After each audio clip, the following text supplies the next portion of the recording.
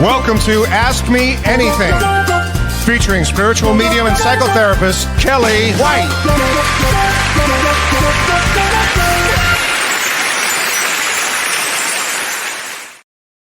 Hi, everybody. Today is October 16th, 2025, and welcome to Ask Me Anything. My name is Kellee White. I'm a spiritual medium and a psychotherapist and an author. And let me say hi to a few people because I have quite a topic tonight to talk about, which is very close to my heart, which is compassion. So let me say hi to a few people, and we'll get into the astrology of this period that we're in, and then we'll move right into compassion, and I'll take as many questions and give cards as I can tonight. So let's see. First, let me say hi to, thanks for checking in, everybody. That's so sweet. Hi, Mrs. Shy Pono. And your birthday is May 17th, which makes you a 2 of diamonds. But I'll come back and if you could, Jared, make a note of that and I'll come back. Oh, no, you said your birthday is October 17th. Oh, I'm sorry. I thought it said May 17th. Yes, I'll come back and I'll do a card for today. So I will do that. Hi, Melissa. And by the way, happy birthday. Hi, Melissa. She's talking about when healing, science, and spirit meets. Yeah, we can talk a little bit about that, which is kind of what James and I talked about on our show, You and the Universe, which was last Tuesday, a couple of days ago. So, hi, Sherry. She said, one day this week, it was time to feed the cat, and I looked at the clock, and it was 4:44. At that very moment, there was a hawk 13 feet away. Again today, a hawk took place, and at the time of the picture, it was 1111. Don't you love? Those are great signs from the universe, everybody. When you see any of these numbers, 444, 1111, any that kind of a combination of numbers, it's an extraordinary nod from the universe. You're exactly where you need to be. So Sherry says that was a sample, but I've seen at least 444 at least 10 times. So 444 represents angels, which is an amazing thing. So Toby, any forecast for the winter? Well, you know, I'm in Wisconsin and I'm bracing already for the cold, and yet it hasn't really happened yet. Yet I'm braced for it. It's probably going to be real cold soon, I'm thinking. Hi, Sherry. Let's see. And Melissa says she's been seeing a lot of butterflies lately. Isn't that great? That's a great sign of transformation. It's a great sign of transformation. And Rick says, hi, Rick. He says, timely topic again today for many reasons. He says during his meditation, he's asked his guides for assistance with an issue, but I've not received any messages. Am I not hearing them or listening properly? Possibly listening properly and listening to your own gut. What is your gut saying? Whenever we have an issue, we deeply know, really, just listen to your soul to do the right thing. It's for everything. So listen to your soul, and your soul will go, yeah, this is the right path. I mean, I want to do this, but it's the right thing. Always go with that. I think that's what the guides would be telling you, Rick, for sure. Okay, hi, Angela. Hi, Sarah. Hi, Jean. She says, Kellee, I'm looking forward to this session tonight. Me too. She said, can you explain the difference between compassion and empathy? Yes, matter of fact, Jean, I was laughing when I saw that question because I am going to discuss that. It's a very important distinction here. Okay, so I am going to explain that.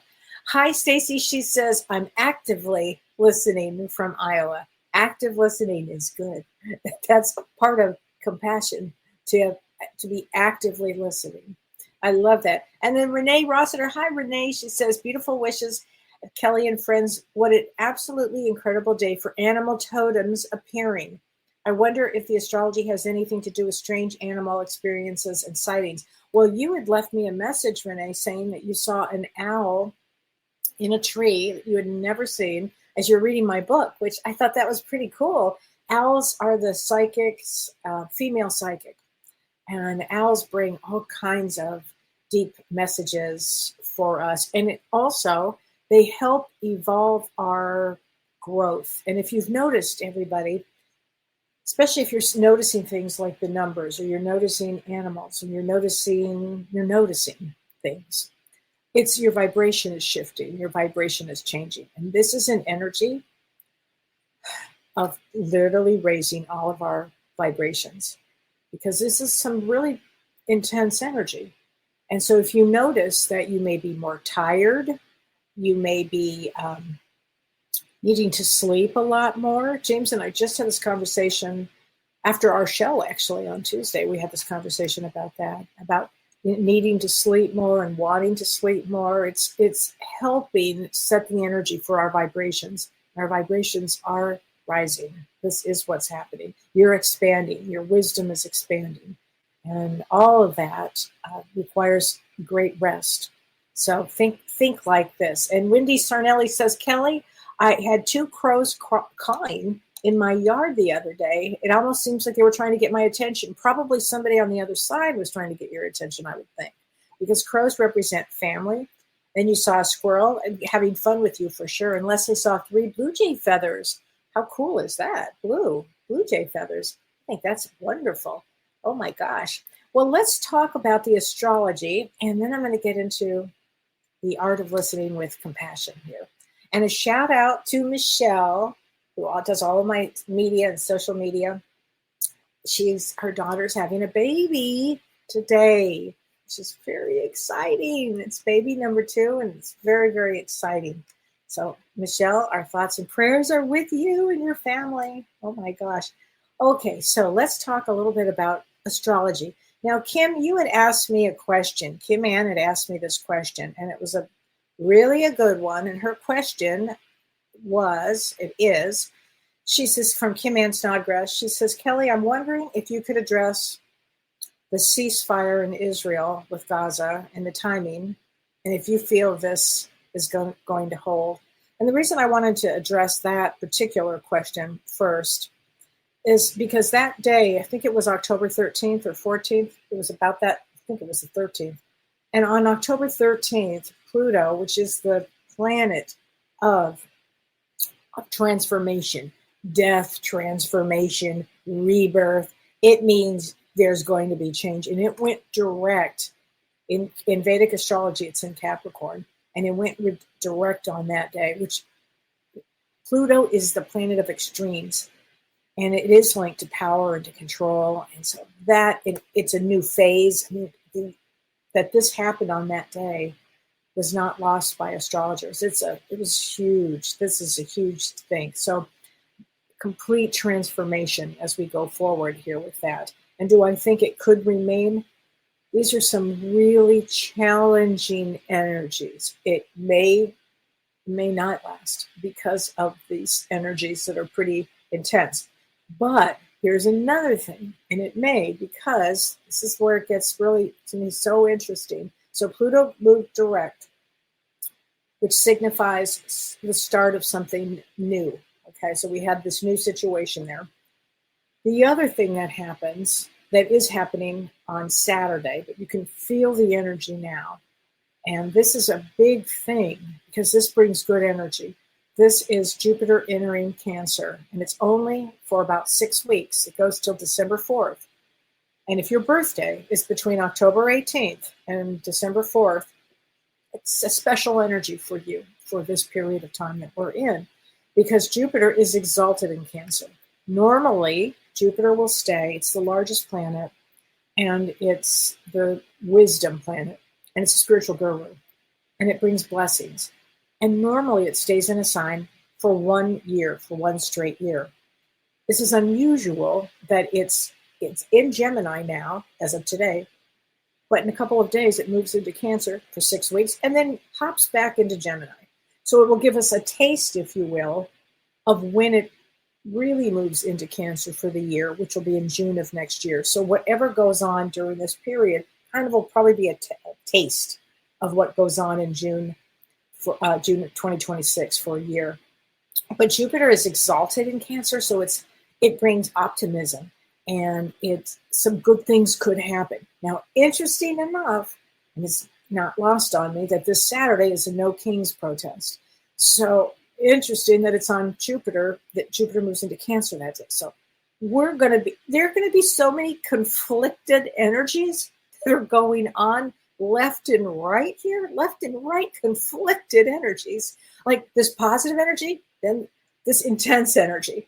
So, Lord, this is quite a week we have going for us. And tomorrow on October 17th, in Vedic astrology, the sun moves into Libra. So if you were born from October 17th to November 15th, in Vedic astrology, you are a Libra. And so the thing is, the sun in Libra is debilitated, which means it lacks confidence. So this is going to be the sun normally brings in all the energy, brings in a lot of energy. So now it's going to diminish power on some level here. So again, it's kind of complicated. The next several, probably years, but I'll just say the next several weeks are going to be complicated. And frankly, probably the rest of my life will be complicated. But and then on October 21st, we have a new moon in Libra. So October 21st, new moon in Libra, and it's in a nakshatra called Chitra. And Chitra is ruled by Mars. And right now, Mars is in conjunction with Mercury, and that they don't get along. So there, this again, going through the next several days, there could be a lot of hostility that goes on with communications and a lot of anger.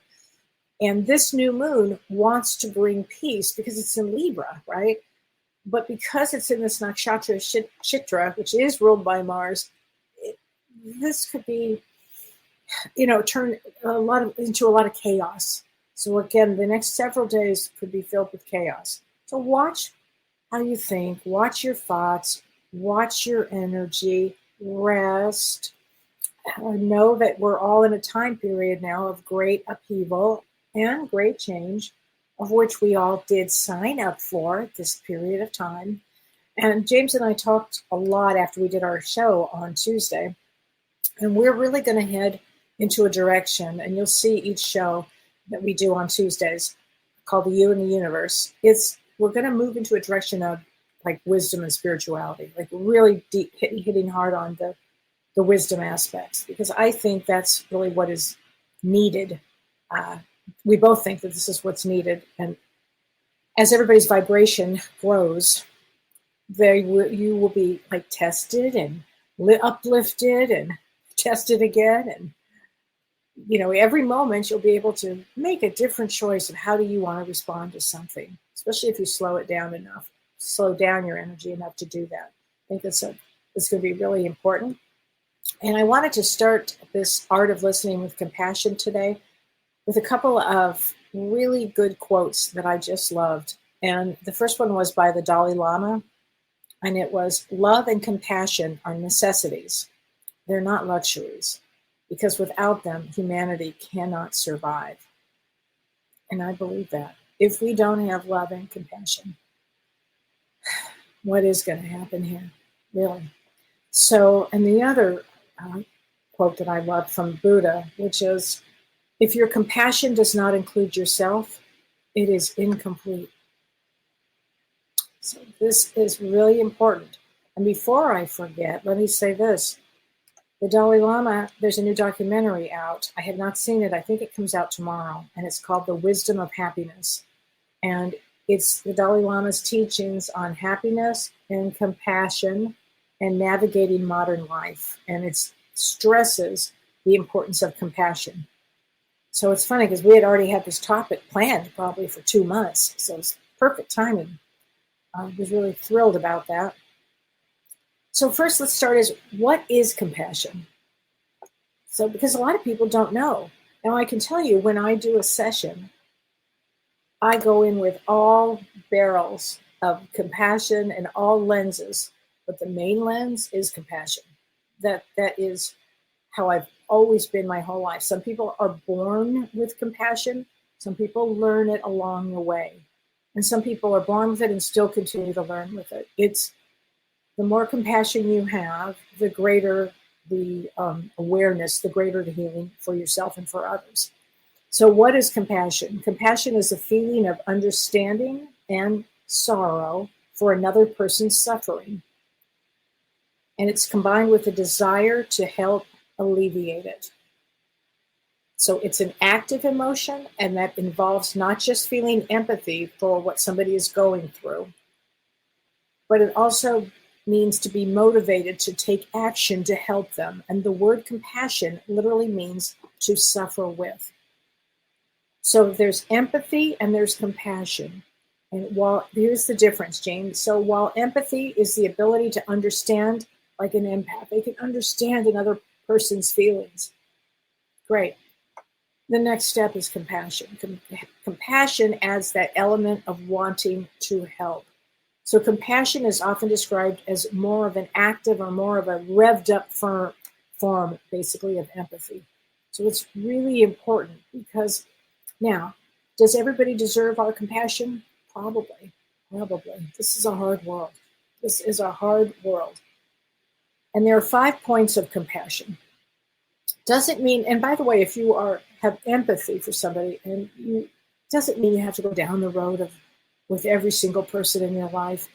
That, pick and choose and set boundaries. Okay, pick, choose, and set boundaries of where the compassion is that you're going to put out for somebody. Okay, because it doesn't mean to be taken advantage of either. And I always say this: don't mistake kindness with weakness. Okay, so there are a lot of teachings here with compassion. Know yourself really well. Know thyself really well. And read a room as well as you can with the lens of compassion. When you need to set a boundary, you set a boundary. They're not mutually exclusive. Okay? So there are 5 points of compassion. And the first one would be this, in case you didn't know. The first one is you recognize suffering. Like somebody comes to see me in a session, often they are suffering from something. Not all the time. Some people are just just coming in to have the experience. But often there is a suffering. So recognize the suffering. And number 2, understand the universality of human suffering. All humans suffer. Okay? It's just a universal theme when we come to Earth. It just is. One of the things that I do when I meet people is I pretty quickly assess where they are with this, where they are with everything. How authentic are they? That's a big one. I really look for that one because I love to work with authentic people, where they really are in the moment. So the third point of compassion is feeling for the person's suffering. So really feeling for their suffering. People go through a lot on Earth. If you could sit with me and hear the stories that I hear day after day, they're unreal stories that I'm always amazed at what people go through and then they come out of, or what they go through, or what they're in currently. Now, I know they'll pull out of it. They may not know it at that time. I know they'll pull out of it. And I know the cavalry comes. I know that they're never alone. I mean, I know all of these things. But people, are often in a suffering place and have a hard time moving forward with it. Even if they're just having a session with me, or talking to a good friend, or talking to a therapist, or getting a message from above, often that will help so much with the suffering. And number 4, tolerating uncomfortable feelings. So not everybody could sit with somebody while they're really going through the suffering. You might get triggered. It might be too much for you to handle. And that's fine. That's all fine. That's where a professional comes in. But you can also push yourself. You might be perseverating about it. You might be thinking about it. It's an experience. It's an experience to really be present for somebody. And then the 5th way of a point of compassion is the motivation to act.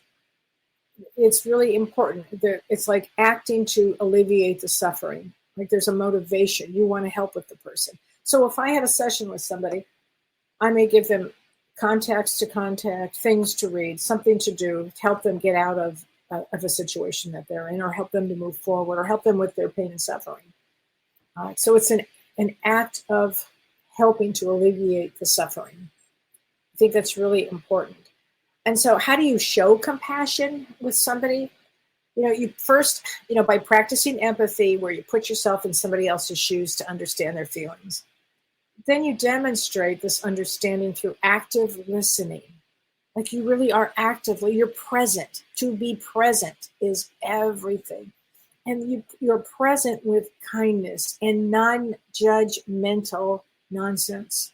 And that helps nobody, all right?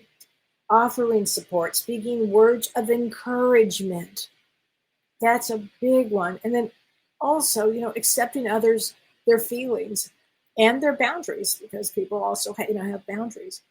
So compassion also includes self-compassion. And that is a habit that involves consistency, if you will, patience, and literally a genuine desire for you to act on your own empathy, to have empathy for yourself and to have compassion for yourself. I wouldn't be able to talk about compassion for myself and for self if I hadn't gone through it myself. And I just gotten to a point in my life that was, it was the dark night of the soul. It was like dark night of the soul, and then compassion for what I had actually gone through. And you think to yourself, if you think about it, you're going to cry forever. No, you actually don't. You actually can pull through it. It might take whatever period it is. It's a big release. It's a big release to do that. I heard Anderson Cooper today talking about grief, and he said that he didn't feel the grief of had lost his father really young, and his brother by suicide, and he never really, for 40 years, never just pushed it away. And then he came to a place where it started to come out, and it was affecting probably everything. And he said that once he started to feel the grief, and to really feel the grief, and to explore the grief, and really to feel it, desperately feel it, he could understand what joy was. He could feel joy then. I think that's really true. And I think it's true with compassion and self-love. I think it's so important. So the art of listening with compassion is to be fully present.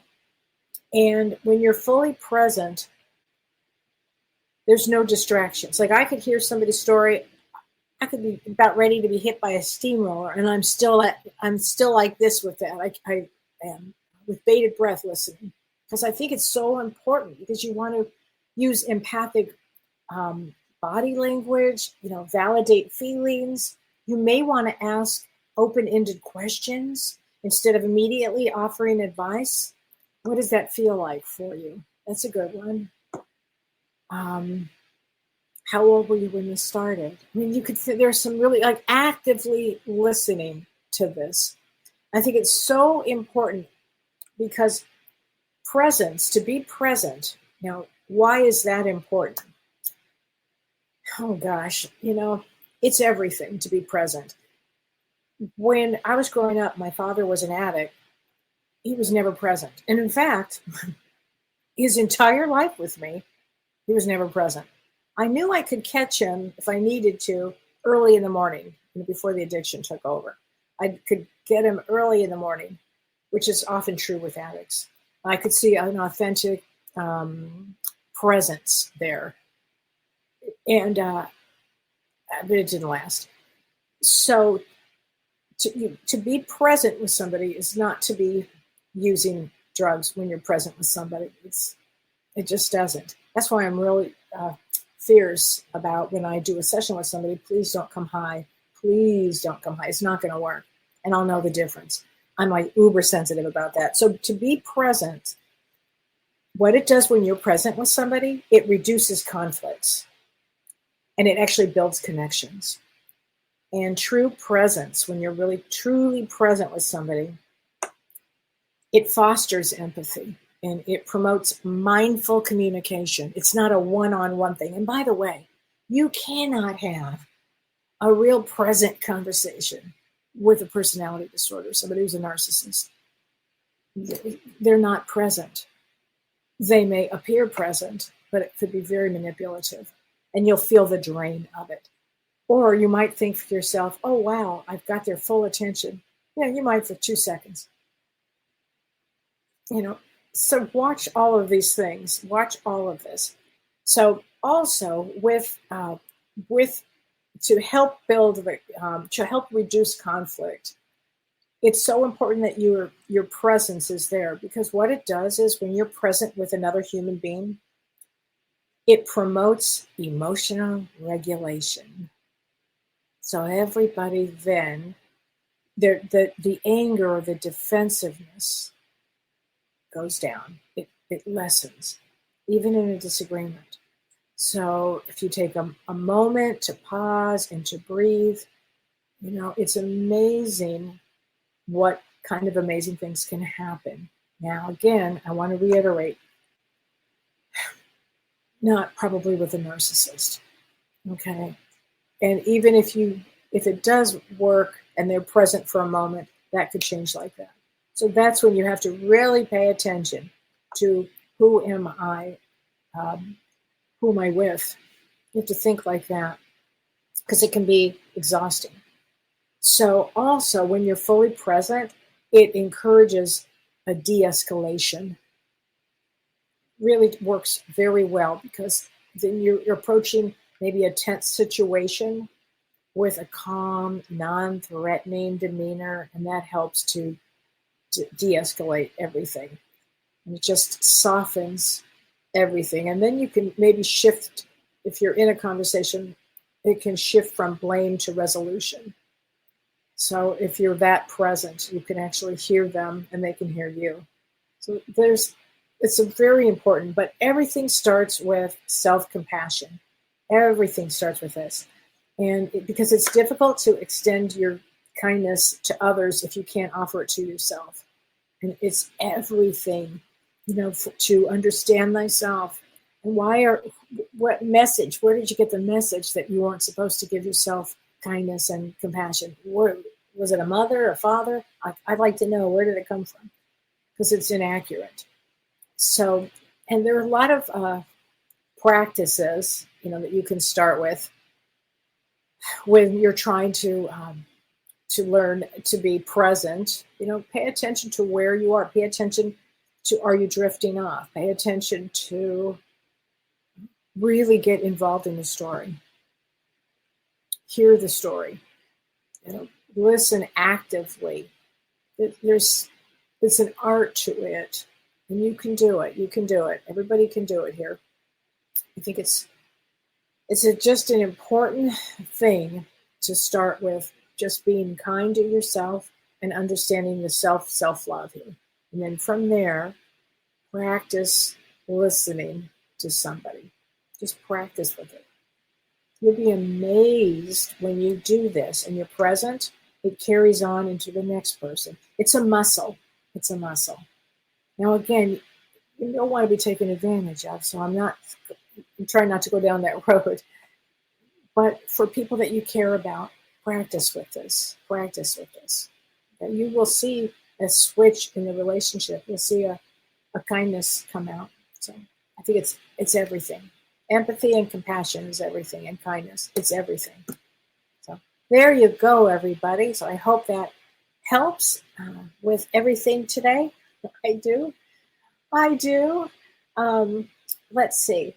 Okay, Kim Ann says, when you do a reading, can you pick up on the fact that they are a narcissist before you speak to them? Sometimes, but often it's right as soon as I have a picture of it, Kim Ann. Great question. Great question. Yes, the answer is not before, because I haven't met them yet. And I don't want to put my energy out like that anyway. So once I get on, but you know what? I've been really fortunate, very fortunate with the work that I do. Listen, I can spot them 100 miles away, but I'm like the narcissist whisperer. But a lot of practice, years of practice. And it's a muscle. Yeah, it's a muscle. So, you just often, what happens, man, I just remembered this one. If you're with a narcissist or a borderline personality disorder, you mirror them. There's a technique that you do that you mirror them. But my favorite conversations are the authentic ones. When somebody, their guard is down and we're just having an authentic, compassionate story. I can't tell you how much the healing is from that. It's huge. When it's just huge, enormous healing that comes with this. Yeah, active listening. Thank you, Carla. I appreciate that. I hope that it was be a good explanation. And as the world gets so chaotic, we cannot lose faith.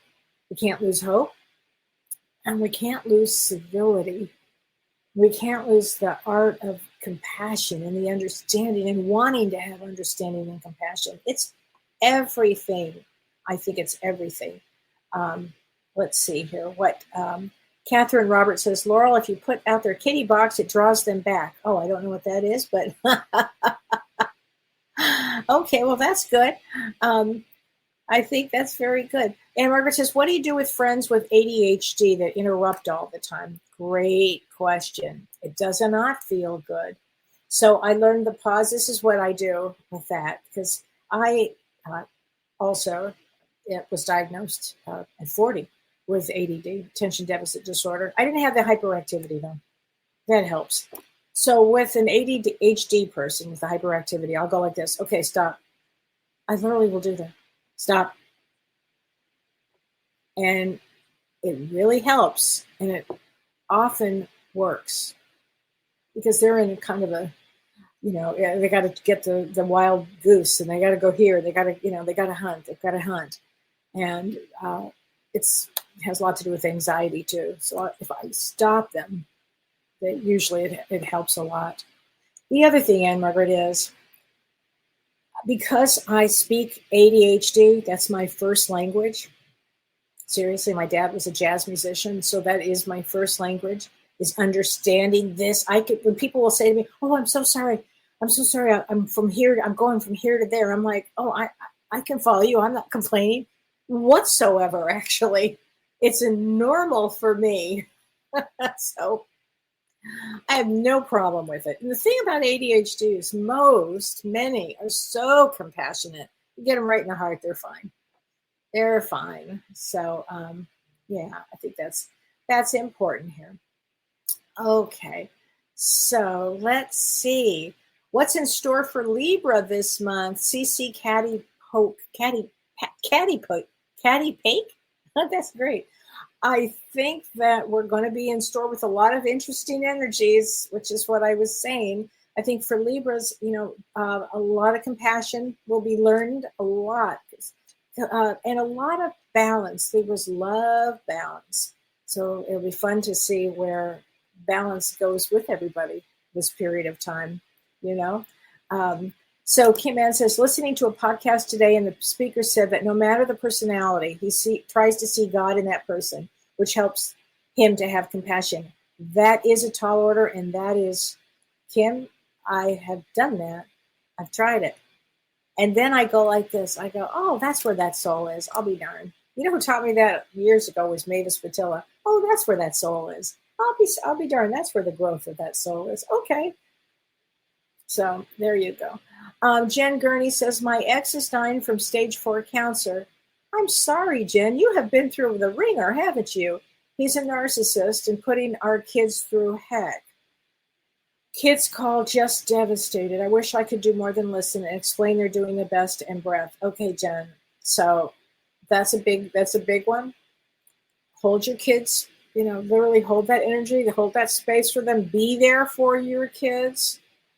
This is all a tough one. I think your husband on the other side is going to help the kids with this one. But it does put the kids through a lot of trauma, right? Now, let's look at it from another way. What are the kids learning from this trauma? Maybe they're learning to have compassion and empathy. I don't know. Forgiveness. I don't know. But try not to get too far on that roller coaster, okay? Try not to, and hold that space of loving and compassion for the whole situation that you find yourself in. This is a big one. I have heard so many stories this week. There's always a theme for the week. This week has been narcissism. Really. Now, that's been a theme all along in my practice. But this week, for some reason, I'm hearing that some doozies. So I don't get on the roller coaster. Okay? The kids chose him as a father for some reason. So You're watching the experience. The children, your kids will learn grit, determination, and all kinds of things from the experience. We can't really judge the experience. Just hold that space for love for them, okay? Because that is a big one there. Okay. Yeah, I try to explain narcissistic personality disorder. It's where there's no empathy is the easiest way to say it. There's no empathy. So my old mentor, Mavis Patilla, when we would have discussions about it, she would say to me, it's when the soul doesn't connect all the way into the body. It's something happens in there. Because if the soul is totally in the body and grounded, they're not going to make those kind of choices, right? So anyway, I thought that was interesting. Okay, what is the meaning of the birthday of January 29? So January 29 is a Jack of Clubs. A Jack of Clubs can be very creative. They can be healers. They can be foolers. It all depends on where it is. Often, if they're women, they're usually healers. They come in usually as healers. So Julie says, aha, ADHD and jazz and improv in general go together, right? Doesn't that make a lot of sense? It's so true. Oh, yeah. And my dad was a major jazz musician. I mean, they're not from this planet. They're from a way other planet, like most musicians are, And if your birthday is today, let's get a card for everybody whose birthday it is today. The angel number. Oh, I'm sorry. We'll do today. Let's do today, the 16th. And then we'll do the one for tomorrow, the 17th. So the angel cards, if your birthday today, it is, it's a good one. 33, action, taking action. 33 is also the master number, which is great. And I also wanted to answer this question up here, or this card up here, which I said I was going to do. And this is for Mrs. Shaipono. Tomorrow is your birthday. Here's a card for you. Oh, wow. I've never seen this card. 3003. 3003. Wow. Inspiration. Ooh, have a happy birthday tomorrow. That's a great one. Wow, inspiration. Okay, Ann Margaret says, Kelly, I had a dream last night that someone took my clutch purse. I caught him in the dream and he wouldn't let go. His face was gray like he was dying. We fought and I won, grabbing the purse. What the heck does that mean? I'll tell you. Remember when somebody broke into your house, Ann Margaret, not that long ago, maybe it was a year ago, year and a half ago, something like that, or they almost broke into your house and you felt helpless. So in your dream, your purse is you. You were going to let them have it. So that's a good place to let that energy out. You had an experience I think it was a year ago, year and a half ago. That's what that is. You're still, you're processing that. And Shirley would think that's a great one. Great dream. Okay. So that's very, very good. Okay. Carla says, Kelly, it makes a lot of sense with needing to sleep so much because I've been sleeping a lot and I do feel like I'm expanding to a more authentic Carla. That's what's happening now. It's actually happening to many, many people. It'll feel like all of a sudden you just have to rest. Like there's like a push or something and you just have to sleep. You just have to go to bed. And she says, I feel closer connection with source and with all the people that I encounter completely, regardless if the interaction is not as positive as I would have predicted. I'm less bothered by others' negativity than I used to be. Carla, bravo. Right? That is an excellent place to be, that you're less bothered. What I love about that is we can all strive for that. Strive to be less bothered. Like I'll hear these stories and, in my personal life, I'm like, oh, please. I'm less bothered by them now, really, frankly. Okay, next. Hi, Belinda. Hi, sweetheart. I miss you too. We've had some good travels together. We certainly have. Bonnie, her birthday is November 5th. So November 5th, if your birthday is November 5th, Bonnie, you are a 2 of diamonds. 2 of diamonds is somebody that often comes to partner up, and they're wildly creative. Very, very creative. I love 2 of diamonds. Okay, so here we go. Let's see. Ann Margaret says, Kelly, Dr. Greg Braden. I love Greg Braden. And I love Michael Beckwith, too. Saying all year to talk about this wisdom is what we need to do to raise our frequency to keep up. It's funny because when Greg was on our show, Greg Braden was on our show with James. Golly, was it a year ago, year and a half ago, something like that? And we talked, the three of us, before and after the show, talked a lot about raising our frequency for this wisdom. So thanks for pointing that out. I appreciate that. Patty Morris says, Kellee, my husband is in ill health. I see him going down a little every day, and he keeps falling. Does he have Parkinson's, Patty? I want him to go in his sleep, and I'm afraid if he falls, that would be the last thing he remembers. Also, when he falls, it scares the heck out of me. So first, let me say this. I'm curious if he has Parkinson's. I have a situation like that in my own family, and it's with my stepfather, and he's falling and falling a lot. And it's a hard one. It scares the hell out of everybody. It's so frightening when this happens. But if they die from this, they don't go into the other side thinking, that's the last thing they remember. Don't worry, to Patty, don't even go down that road. No, don't even go down that road. Okay, not a good road to go down. In fact, I had a session with a wonderful woman today whose husband, when he left, he was a real ascended master, her husband. And when he passed, he was kind of let out a big, like he was so excited about leaving. And the funny thing is first thing, I think one of the first things I said to her was, he's so excited. He was so excited about leaving the body. It's such an uplifting feeling. So you don't have to worry about that, Patty. Not for 2 seconds, okay? Melissa says, I had a friend at the hair salon that I saw, and then I saw another friend playing bingo and her mother-in-law, and I told this friend that I felt the other person's energy. Okay, well, that's good, Melissa. You're starting to probably, feel energy. So Renee says, to listen, to understand, and not to just have a reply or a response. Advice is a lesson I learned to show more compassion. Yes, sometimes people just need to talk, and you don't need to give advice or a response. Active listening is the best thing you can do. You're actively listening. And sometimes people, you will notice, don't want the help. They want to stay in a pain body. Oh, okay. I understand. Or if they're not there yet, or they're still processing. When we go through things, it just takes a long time sometimes to process, And Margaret says, you're very good, KW, listening, especially to James.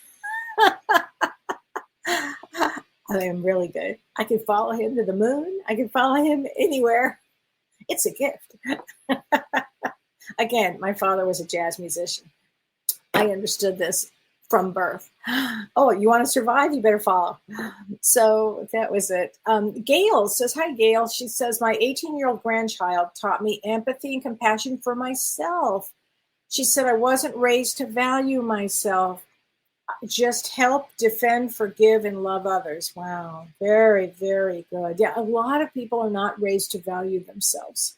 These older generations didn't really necessarily have that. They're probably busy surviving their own traumas that they never looked at. So we're in a time period that it's great to look at our own traumas and use maybe a lens of compassion to see what traumas other people have gone through and how they survived. And you may be surprised. We are all connected. We might have more in common than you think. I think that's really important. Laura Crum says, I think being present should include your mind, body, and soul. 100%, Laura, 100%. What a wonderful thing to say.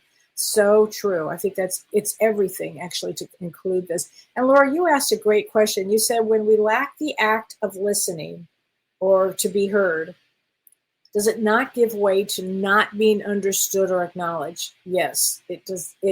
When you lack the act of listening, you will not be understood or acknowledged, actually. And that leads to a feeling of disconnection in the world. Yes, it does. Because too many people are talking and nobody's actually taking, the action of listening. And it does create a chaotic state. And it can perpetuate a chaotic state. And, again, we're trying. If we don't have love and compassion, we're sunk. We're just sunk. So We have to continue to practice that no matter what. So Laura says years ago, and is this true, Laura? We used to sit down and listen to our elders, and you could learn from their knowledge. If you had a non-crazy family, you could do that. That you could sit down and, or even if there was fighting at the table, the old tables, you'd sit and you could have these conversations and you could experience the journey. That is true. There were some families that certainly did that. And I love the idea of doing that. But yeah, we've all lost that, or not we've all lost it, but a lot of people have lost it. They're on their phones, they're not paying any attention. It's a drag. I mean, we have to really be vigilant to everything right now because there's going to be so many energies bombarding us between the news and the this and the that. And you've got to remain vigilant to keep your own space. You've got to rest. You do have to take good care of yourself, whether it's drinking water every day to remind yourself or working out. Your soul wanted to be here during this exercise on earth. And that's what I'll call it. It's an exercise on earth right now. So what is the exercise? Well, take good care of yourself in the middle of, a deep waters here. Remember, you're a soul having a human experience. We will not always be here. Short period of time. So you want to do the best you can with all the wisdom that you can muster. So when you go back home to the other side, you'll say, I did it. I did a pretty good job. That's what you want to say. That's what you want to do, if you can. Okay, Wendy Sarnelli says, can I have a card for my son? Yes, let's get his birthday. It's October 23rd. Ooh, 616. Sanctuary. So we probably need some peace. He's going to maybe he'll go away for his 30th birthday. I think maybe that's it. That would be a good thing to do. Let's see. Eva B says, my daughter has ADHD and anxiety, and she's the most beautiful soul I've ever met in this world. But I might be biased. I don't think you're biased. She probably is. Her birthday's 9/22. That makes her a 2 of clubs. Very psychic, very sensitive, natural healer. And a lot of these souls, who hasn't had anxiety? Who hasn't had anxiety? And this energy is anxiety. It's like central. Like, wow, imagine that. This is just a rough time here on these souls. So, and she's got ADHD. She's have her do things like create. For ADHD people, it's really good if they can do art or music or play out in nature or something to create. It's often very good for them to do here. Laura says, with my kids who have had ADHD, I would put my hand in their hand and it brings them to the moment and they stop. Beautiful, Laura. Beautiful. If you can do that, you can hold them on like that. It's great getting them grounded with your energy. Great idea. Excellent idea. Okay, Belinda says, my birthday is 8/9, which is a 4 of diamonds, and you can have a card. Here you go. Ooh, this is an interesting card. Never seen this one either. 2713. 2713, mindfulness. So Belinda, it's all about being mindful now, being really mindful. Okay, Judy says, Kelly, I've had more than my share of narcissistic companions. 4. In the end, it worked out. I don't need to let Judy. They're all dead now. I've got my next chance on life. You do, Judy. And take my advice. Don't get involved with anybody. Okay? Work on yourself. Oh, Judy, I'm not going to forget that story. That is a really, really good one. Okay. Oh, and your husband, Patty, his birthday is 9/25. And 9/25 is Jack of Hearts. I just want to make sure it is. No, I'm sorry. It's a Queen of Hearts. I'm so sorry. Queen of Hearts is very sensitive, very, very female-oriented in the brain. So Gail says that your grandchild is 8/31 and he just started university.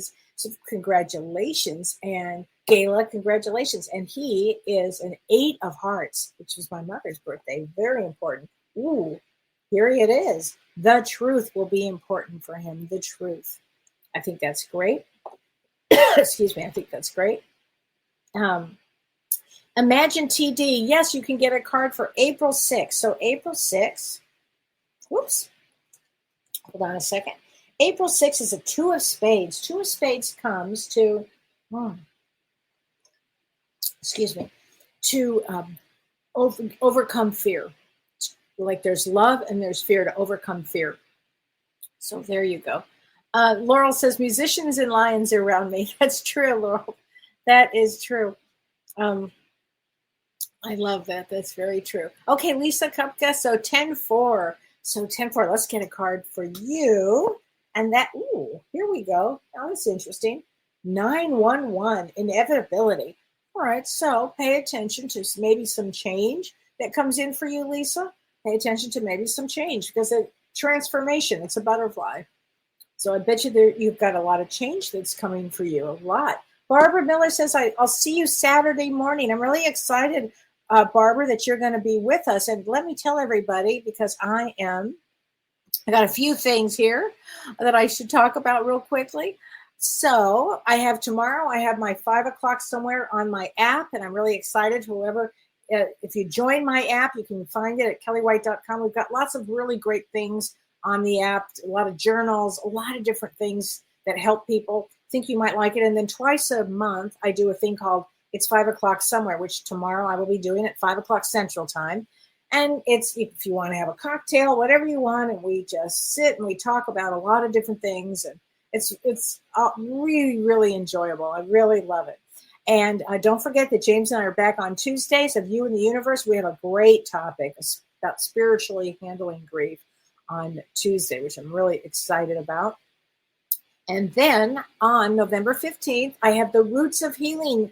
And this one's called Healing the Chaos Within. So, I teach with Dr. Shirley Pellizzeri, who's a wonderful psychologist who specializes in trauma and somatic work. She's fabulous. And we also work with Carrie Gonia, who's fabulous, who does family constellation. And I'm going to be talking about karmic imprints and from spiritually, why are we in this mess?